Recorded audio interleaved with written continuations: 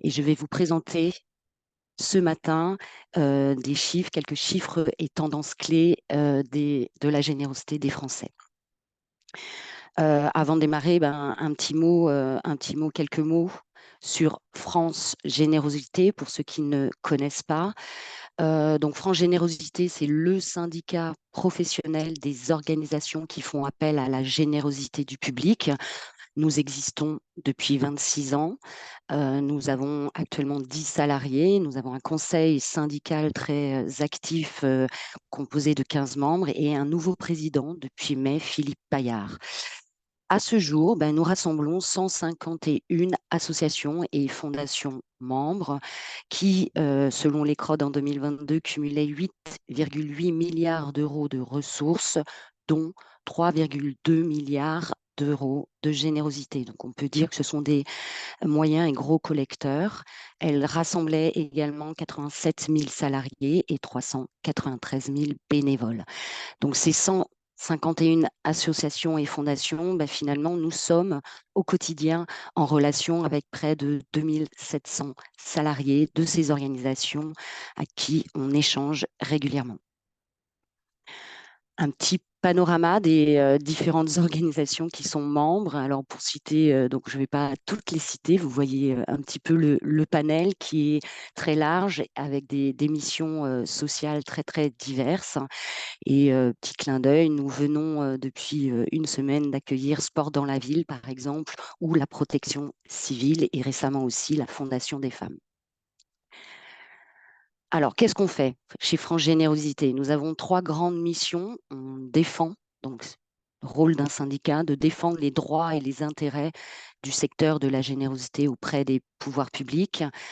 Une deuxième grosse mission qui est le cœur du réacteur, c'est d'accompagner la montée en connaissances et de compétences de tous les salariés de nos membres à travers différents objets, formats, notamment les groupes de travail qui sont des lieux d'échange pour travailler ensemble des problématiques communes. Et troisième mission, pardon, développer les générosités selon 2 axes, donc celle qui va m'occuper ce matin, c'est on produit et on diffuse de la connaissance pour mieux comprendre les évolutions. Et un deuxième axe pour développer les générosités, on fait la promotion près du grand public à travers notamment le site infodon.fr que vous connaissez peut-être. Nous avons 3 fortes expertises au sein de France Générosité, donc une expertise juridique, une expertise digitale et innovation et une expertise études qui nous permettent d'accompagner au mieux nos membres. Alors, on va aller dans le cœur du sujet. Donc, la générosité en France, j'avais envie de vous rappeler, j'imagine que vous l'avez ce chiffre en tête, ou en tout cas cette répartition de ce que l'on peut estimer en montant de générosité en France. Donc, c'est un chiffre 8,5 milliards d'euros de générosité en 2019. Ce chiffre vient d'une étude, qui est une étude de référence qui a été faite tous les 3 ans jusqu'à maintenant et portée par l'Observatoire de la philanthropie de la Fondation de France. Donc cette étude nous donnait à voir en 2019 que 59% de cette générosité venait des particuliers, 41% des entreprises. Et parmi les dons des particuliers, il y avait un dispatch entre les legs, donations, assurance vie et les dons manuels. Petit teasing scoop, cette grande étude, nous allons dorénavant la porter, la piloter au sein de France Générosité, toujours en collaboration avec la Fondation de France. Et nous sommes actuellement en train de compiler toutes les données et sortir une estimation pour l'année 2022 à partir de cette étude. Et les chiffres, nous les aurons fin d'année. Donc, ce qui va nous occuper cette matinée, et je vais plus particulièrement zoomer sur les dons manuels des particuliers. Je ne parlerai pas des legs, je ne parlerai pas du mécénat. Donc, pour vous donner à voir des évolutions sur la collecte des dons des particuliers, je vais bien évidemment m'adosser à une étude de référence que l'on porte depuis plusieurs années, qui s'appelle le baromètre de la générosité. Je vais aller vous donner quelques indicateurs issus de l'édition 2023. Cette étude est portée depuis 2019 par Novos, donc son président Pierre Lerouge. Alors cette étude, c'est une étude que l'on propose à tous nos membres, une étude ce qu'on appelle mutualisée avec des tarifs mutualisés qui nous permet d'observer sur une temporalité maintenant de 20 ans, donc, depuis 2004, les évolutions des dons des particuliers.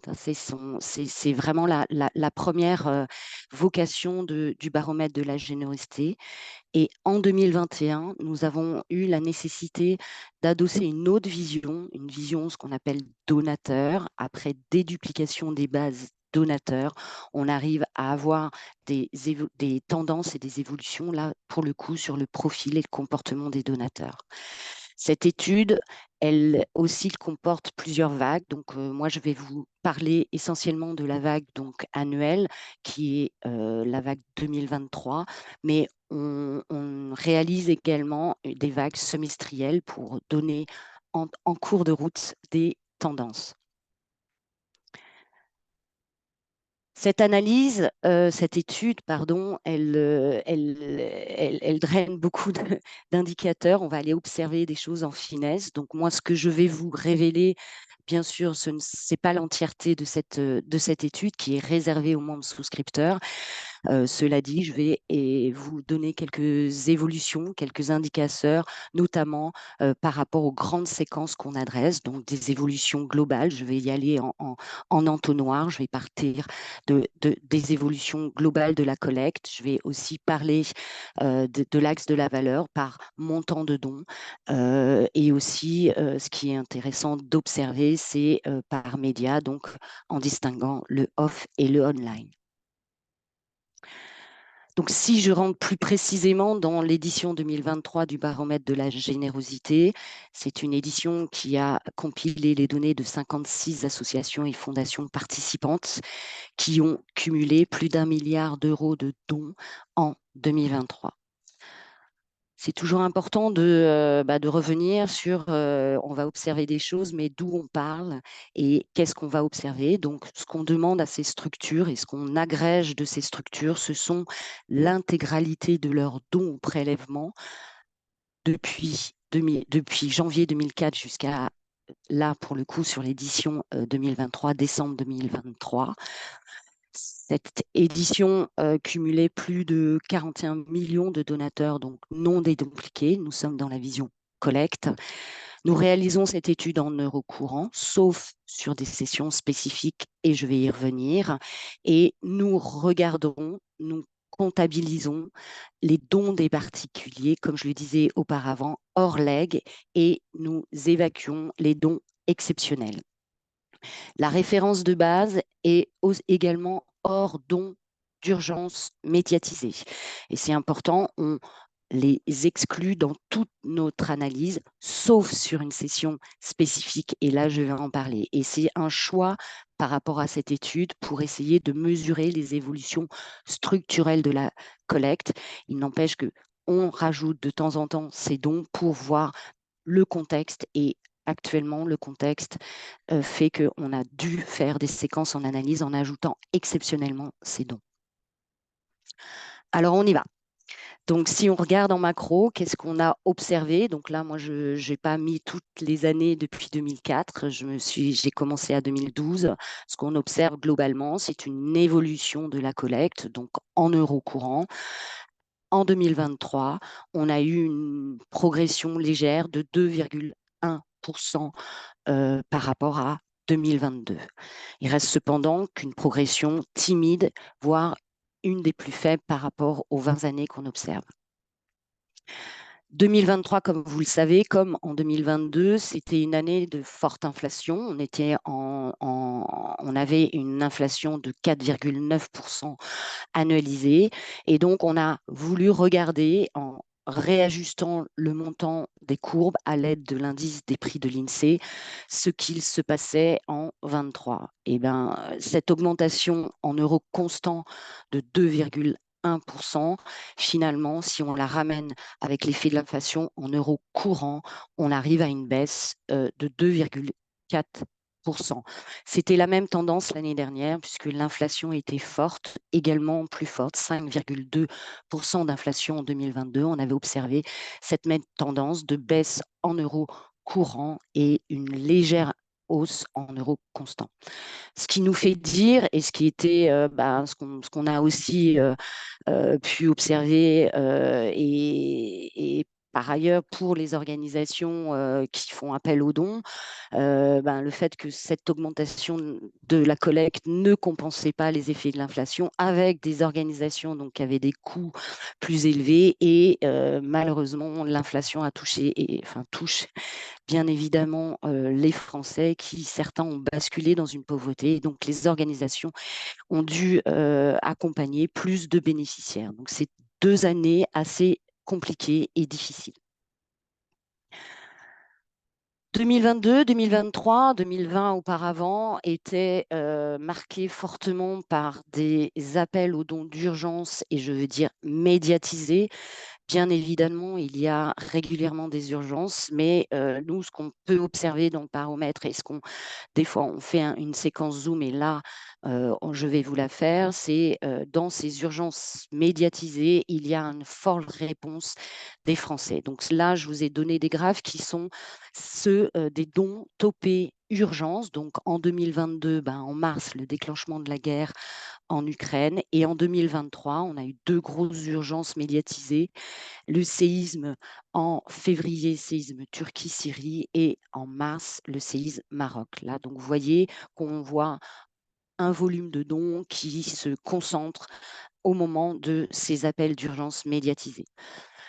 Donc, par rapport à notre référence de base, qui sont toujours mes courbes, mes histogrammes en vert, nous avons réintégré les dons qui étaient topés sur ces urgences. Et ce qu'on constate, quand on réintègre ces dons, que l'évolution entre 2022 et 2023, elle est de plus 1,8%. Auparavant, je vous ai donné 2,1% hors urgence, ce qui veut dire que les dons dans notre baromètre par rapport à la guerre en Ukraine ont été un peu plus forts que ceux qui ont été adressés pour venir en aide à l'urgence au séisme 2023.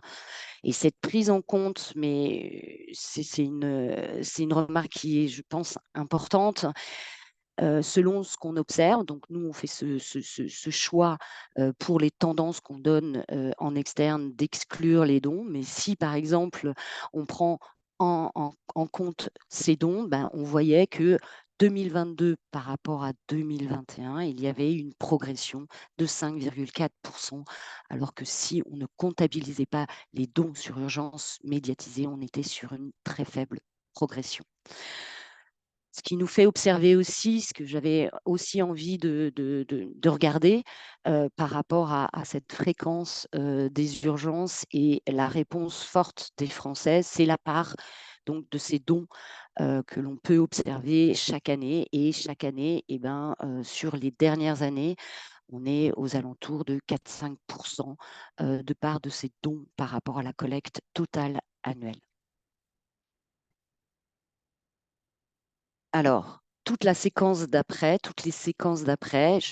bien évidemment, je suis sur mon périmètre de base. Je ne réintègre pas les dons d'urgence. Je regarde les évolutions en structurel.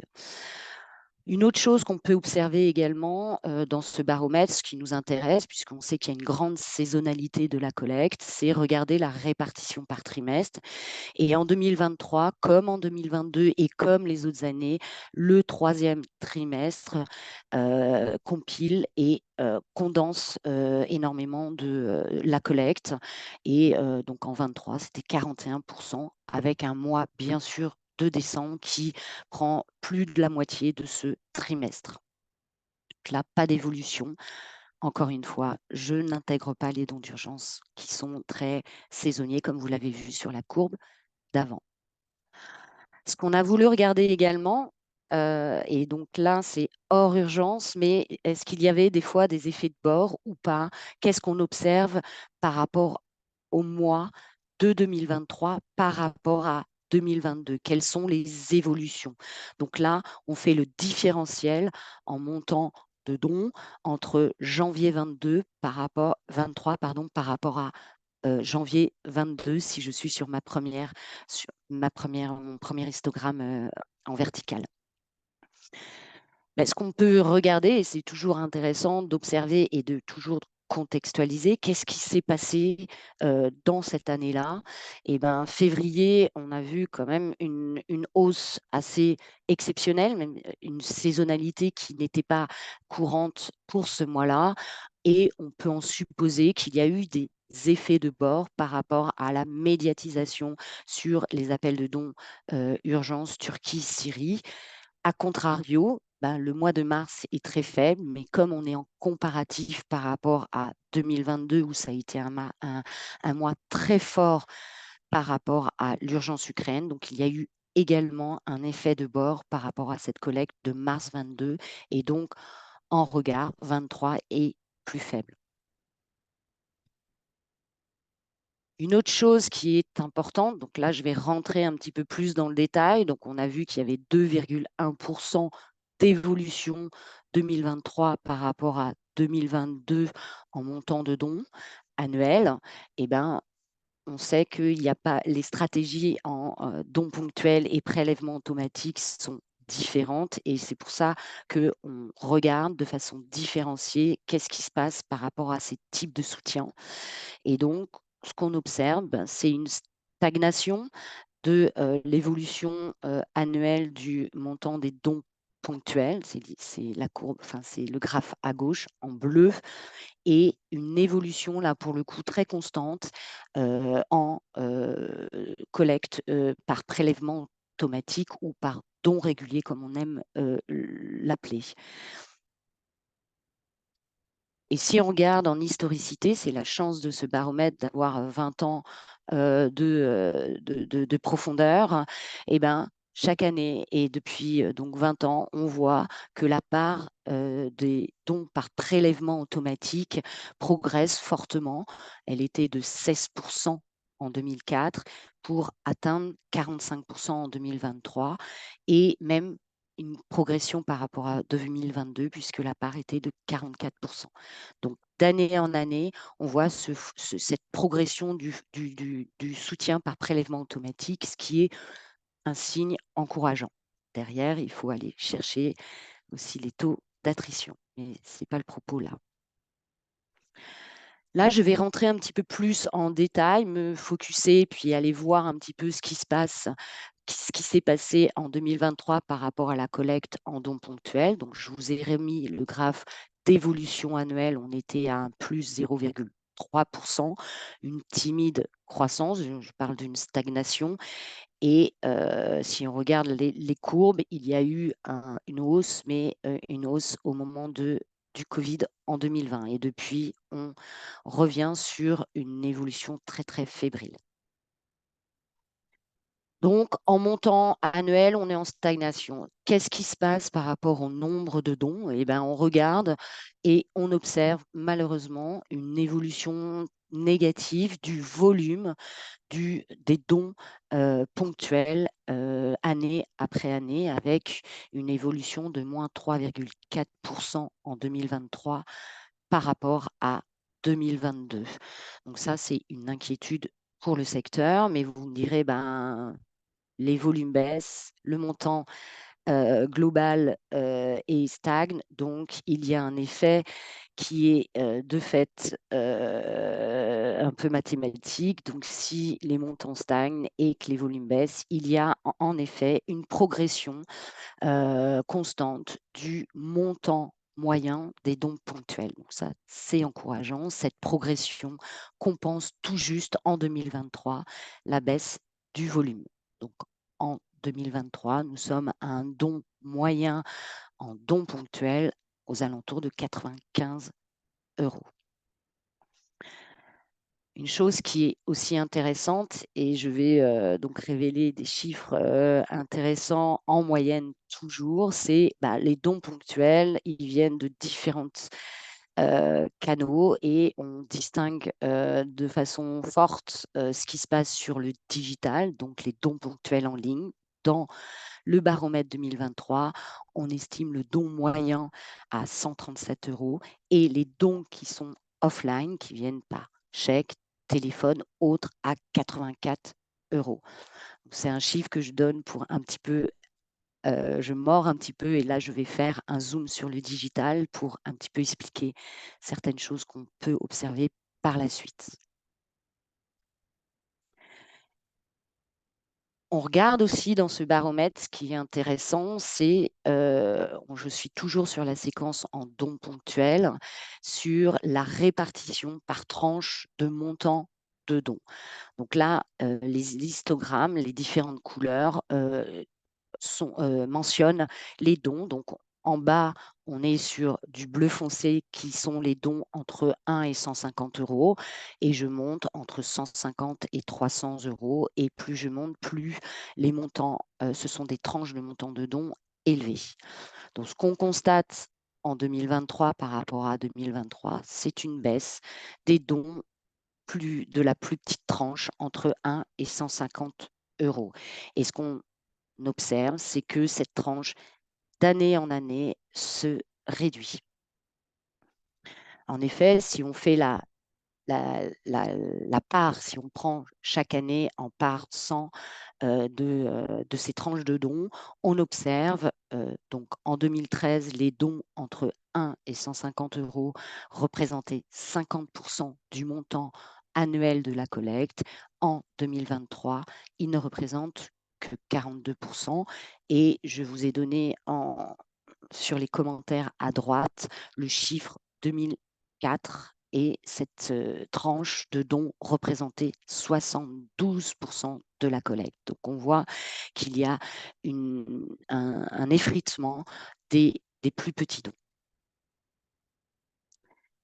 Ce qui est intéressant aussi et ce qu'on a voulu dans un contexte d'inflation, dans un contexte où certains donateurs n'ont plus donné, ou ont moins donné à plusieurs organisations. On voulait regarder, et c'est un phénomène, si on donne ces valeurs, c'est qu'elles n'étaient pas les mêmes les autres années.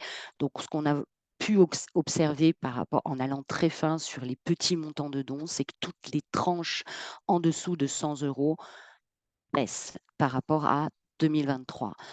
Et on est même à, et j'ai fait on est même à moins 8,1% pour les dons inférieurs à 50 euros.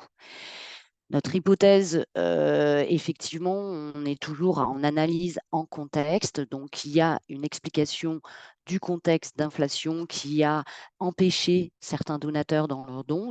C'est confirmé par ailleurs par d'autres enquêtes, là, par sondage. Je pense à l'enquête Apprenti d'Auteuil, où nous-mêmes, nous faisons un sondage en mars chaque année auprès de 4000 Français, où 87% de ceux qui ont dit qu'ils ne pouvaient pas donner cette année, c'est pour des raisons économiques.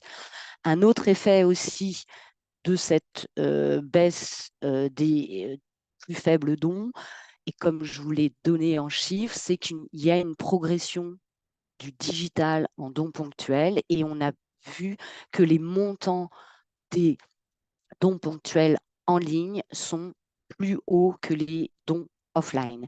Et cette progression du digital tire vers le haut sur les tranches au-dessus. Donc ça, c'est deux phénomènes qui peuvent expliquer ce que l'on peut observer en 2023. Et donc justement, le zoom sur les dons ponctuels par le canal digital. Donc en dons ponctuels, on était tout juste à plus 0,3%. Et là, si on regarde uniquement les dons ponctuels par le canal digital, en collecte, on est en 2023 par rapport à 2022, et c'est très encourageant puisqu'on avait des signes faibles en 22, on est à 12,3%. Donc on est reparti, et c'était un signe très encourageant pour l'année 23 par rapport à ce qu'on avait observé en 2022. Et donc là, je réintègre donc toute la collecte en dons ponctuels et je fais la répartition sur, en bleu, toujours le digital, et en jaune, là pour le coup, ce qu'on appelle les dons offline qui viennent par le papier. Et donc là, on voit que la part du digital augmente d'année en année. Elle représente en 2023 les dons online, les dons DP online représentent 30% de la collecte en 2023 avec une progression constante chaque année. Et justement, avec cette historicité, là, on a fait un zoom en 19, puisqu'il y a eu vraiment un pic, un essor du digital en 20 au moment du déconfinement du Covid. Et si on regarde la part du don ponctuel en ligne, en 2019, on était à 20%, et 4 ans après, on est à plus 10 points. C'est très encourageant, ce qu'on explique par à la fois les Français ont pris le pli, c'est venu dans les habitudes du quotidien d'être sur le digital et de payer et d'être en action sur leur vie quotidienne, et à la fois nos organisations, les organisations, celles qui n'étaient pas déjà, qui ont vraiment pris, investi, et de plus en plus chaque année sont présentes sur ce canal. Donc, après avoir regardé plus précisément ce qui se passait en dons ponctuels, là, je vais faire une petite séquence sur le prélèvement automatique, les dons par prélèvement automatique, dont on a vu sur les deux graphes que je mettais côte à côte entre une progression des dons ponctuels de 0,3% de collecte en montant de collecte de 23 par rapport à 22, et ben la progression, là pour le coup, donc sur 23 par rapport à 22, des dons par prélèvement automatique est de plus 4,3%. Donc c'est ce qui tire vers le haut la collecte de cette année et de l'année dernière également. Et donc, comme on l'a fait par rapport aux dons ponctuels, on peut, dans notre baromètre, regarder par code origine ce qui se passe sur les prélèvements automatiques, avec une distinction là sur ce graphe entre les prélèvements automatiques qui viennent du face à face, qui est marqué F2F, donc le strict marketing, que ce soit en canal de rue, en canal porte-à-porte ou en canal de site privé, ce qui est le rouge foncé, et en rose, ce qui ne vient pas du face-à-face. Et là, on voit une progression des prélèvements automatiques qui viennent par le face-à-face, une progression constante. Et en 2023, la part des prélèvements automatiques issus du face-à-face représente un tiers par rapport à la collecte annuelle en prélèvement automatique. Une autre chose qu'on observe aussi dans ce baromètre et qui est important d'observer pour les organisations, c'est l'acquisition, donc le recrutement de nouveaux donateurs. Là, je fais une petite parenthèse, nous sommes dans une vision collecte. Dans cette vision, nous ne dédupliquons pas les donateurs entre toutes les organisations qui sont dans ce panel. Donc là, ce que l'on regarde, c'est chaque année les nouveaux donateurs par organisation que l'on cumule. Et c'est quelle est la définition de ce nouveau donateur par organisation? C'est un donateur qui n'existait pas dans les bases de cette organisation depuis l'année de ce baromètre 2004.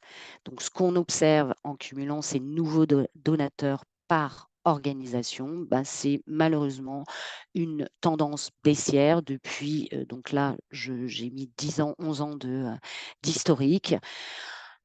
On a eu vraiment en 2022 une forte baisse, alors peut-être parce qu'il y a eu une hausse en 2020, et on a vraiment voilà, on attendait 2023 avec impatience. Là, on est dans une stagnation, on a peut-être un peu freiné cette hémorragie.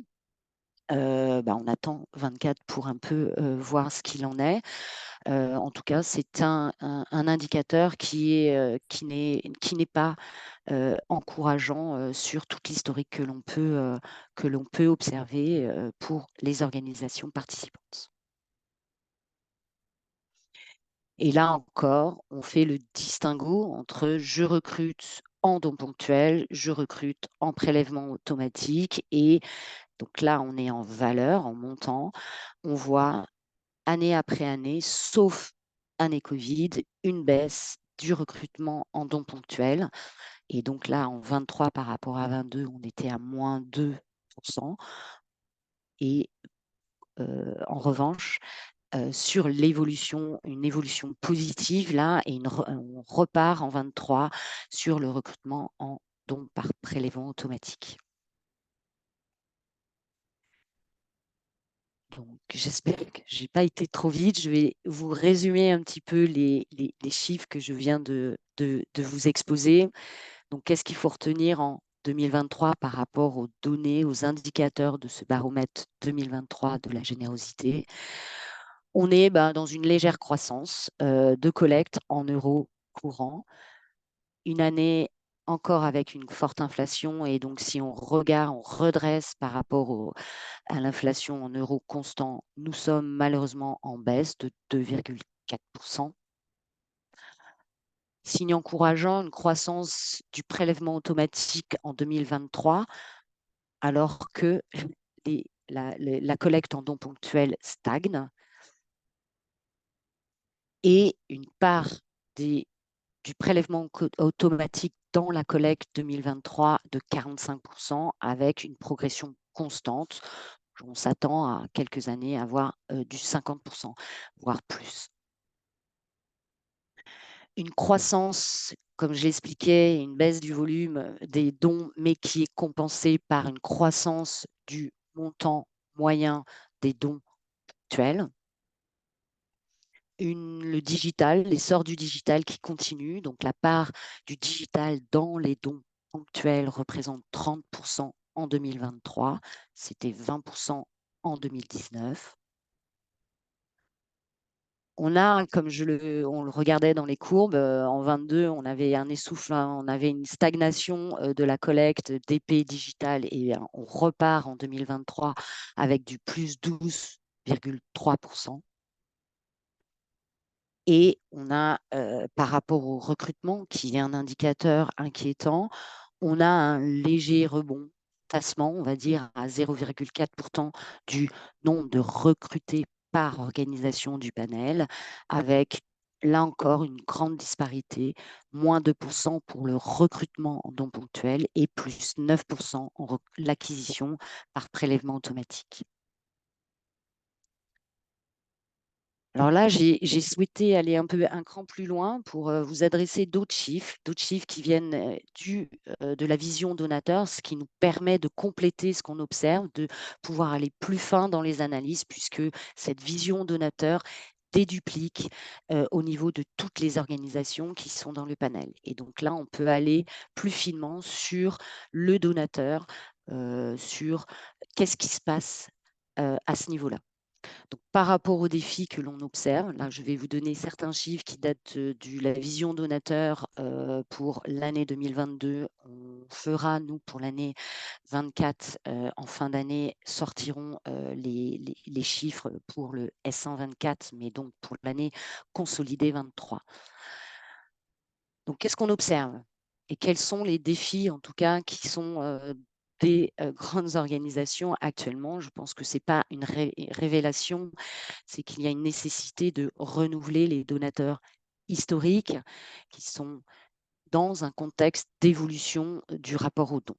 Donc, donateurs historiques, en effet, il y a une baisse constante des nombres de foyers fiscaux donateurs, même si ces dernières années, on voit une petite hausse, mais de 2013 à 2020, on est à moins 11%. Les donateurs historiques, en effet, dans notre baromètre, ce qu'on observe, c'est que l'âge médian du donateur est à 62 ans, avec un pic à 75 ans. Ce qu'on observe aussi, c'est que ces donateurs, ils sont beaucoup pour la plupart et pour beaucoup multidonateurs. Donc, ils donnent à plusieurs organisations, là encore, dans notre baromètre. Et un chiffre qui est quand même assez fort, c'est que ceux qui donnent à 3 organisations et plus ont plus de à 50% ont plus de 75 ans. Ce qui veut dire que, inéluctablement, ces donateurs historiques âgés vont disparaître et ça va toucher un grand nombre d'organisations. Une concentration aussi que l'on observe dans le baromètre et dans la collecte depuis plusieurs années, c'est une concentration de la collecte vers des des donateurs plus généreux, des foyers qui sont peut-être moins impactés par les crises successives, et 1% des donateurs les plus généreux représentent 22% de la collecte, et ça c'était en 2022. Et je l'ai fait, j'en ai parlé ce matin, une baisse continue des plus petits dons, il n'y a pas de petits dons, mais des tranches inférieures à 150 € qui ne représentent aujourd'hui que 42% de la collecte annuelle contre 72% en 2004. Et là, on regardait par une étude qu'on a adressée l'année dernière, en regardant et qui se basait sur les chiffres de la vision donateur du baromètre. Là, on regardait plus précisément par génération, par tranche d'âge. Et ce qu'on peut observer, c'est que les donateurs sont vraiment sous-représentés parmi ce qu'on appelle les actifs, les 35-54 ans, qui étaient pour 17% des donateurs, alors qu'ils représentent 32% de la population française. Ce sont des chiffres 2022. Donc là, on a une évolution, on a à aller chercher, donc l'enjeu d'aller chercher de nouveaux donateurs avec des comportements différents, avec un rapport aux dons différent. Et donc, quelques leviers quand même, on ne va pas se plomber trop le moral. Donc, quelques leviers, ils sont un peu issus de ce qu'on observe et de ce qui sont révélés, de ce que je vous ai révélé ce matin. Et le digital, pour adresser tous ces enjeux, un des moyens, c'est pas magique, mais un des moyens, c'est d'investir le canal digital dont on sait, et je rappelle le chiffre, 30% des dons ponctuels viennent du digital en 2023. Alors là, il y a une petite coquille, 20% en 2029, non, on n'ira pas en baisse, donc c'est 20% en 2019.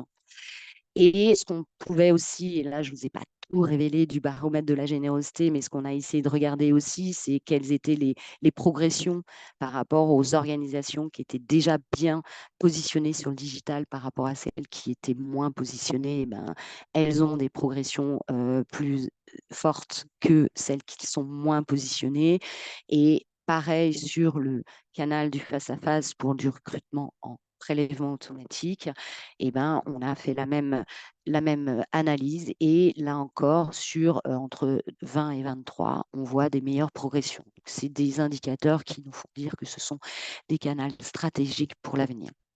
Et une autre donnée que je n'ai pas du tout expliquée, puisque dans le baromètre de la générosité, on exclut les legs, mais par une autre étude qu'on adresse qui s'appelle le panorama des libéralités et assurance vie, on observe d'année en année une progression des libéralités, donc des legs et assurance vie, qui est de 48% entre 2013 et 2023, avec une croissance moyenne annuelle de 5%.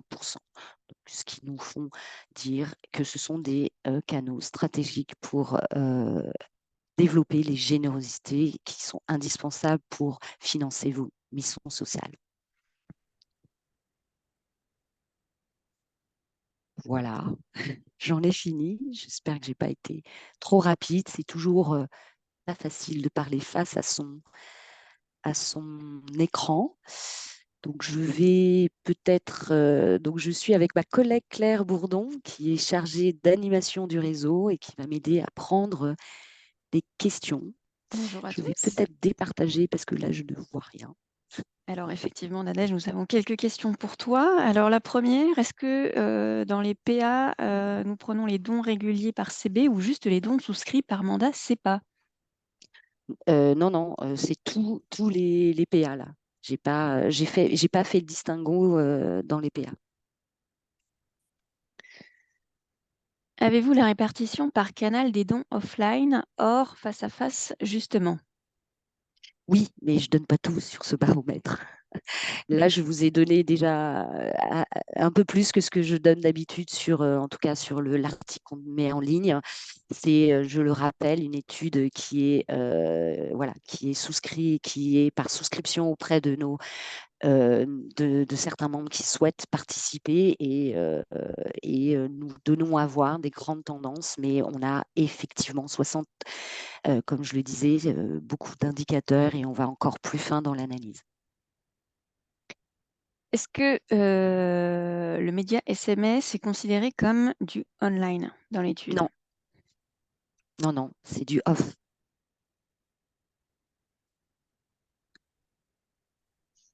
Alors, est-ce que vous aurez un lien vers la présentation et la vidéo? Bah oui, on l'enregistre, c'est pas pour que je la regarde, donc c'est oui, bien sûr. Alors, il n'y a pas de focus sur les dons liés à Gaza après octobre 2023. Eh ben, on va observer ça en 2024. Là, bon, c'est vraiment une crise voilà, qui est singulière, et les appels sont venus progressivement. Bien sûr que c'est une de nos observations dans le prochain barreau. Alors, l'évolution sur le recrutement des donateurs, est-ce que c'est des dons en nombre et non en valeur? Alors, la slide sur les recrutements de donateurs, c'est du volume, c'est du nombre, c'est l'acquisition. Après, quand je suis en acquisition, quand j'ai fait le distinguo en DP, PA, c'était en montant, c'était en valeur. Les chiffres sont exprimés en euros courants ou euros constants sur toute la Non, présentation. toute la présentation, c'est courant. Je n'ai fait juste au début qu'une séquence sur constant. Mhm.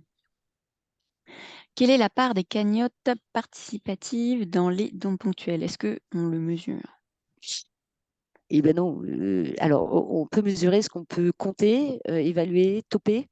Alors, j'irai voir, mais je pense que à l'aune de nos 56 participants, cette donnée n'est pas renseignée, peut-être sur certaines, mais pas toutes. Donc, il y a une finesse parfois que l'on ne peut pas avoir parce qu'on ne peut pas l'observer. Quel est l'âge moyen des donateurs? Alors, j'ai parlé sur ma vision d'eau en âge médian. Je préfère parler en médian, c'est-à-dire il y a autant de donateurs avant qu'après. Donc, l'âge médian, c'est 62 ans selon notre baromètre Vision Donateur 2022. Et pour les cagnottes en ligne, il y a une forte progression, mais là, c'est pas via ce baromètre que je peux vous le donner. C'est que effectivement, on adresse une autre étude là qui a rien à voir. C'est par sondage avec IFOP depuis plus de 15 ans. Donc, on fait un sondage auprès de 4000 personnes représentatives de la population française en mars tous les ans. Et on pose une question sur les cagnottes. Et là, effectivement, on voit une progression constante de l'usage des cagnottes en ligne au profit des organisations d'intérêt général. C'est notre question, nous, dans ce baromètre-là. Et donc, la part était de 26% en 2023 de Français qui disaient avoir utilisé une cagnotte au profit d'une organisation d'intérêt général. Si vous avez d'autres questions, n'hésitez pas à les noter dans le module QNR. Nous avons encore quelques minutes pour y répondre.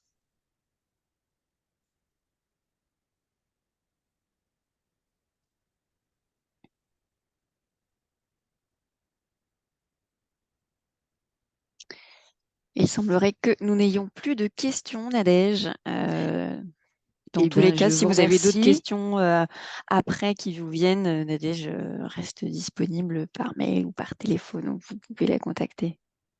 Sans souci. Un grand merci. Peut-être que j'ai un peu cavalé, hein, désolée. Mais oui, voilà, par mail, je pourrais répondre dans la mesure de mes possibilités par rapport à ce que je vous ai présenté ce matin.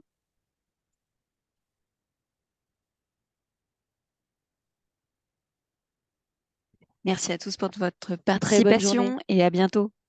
Merci.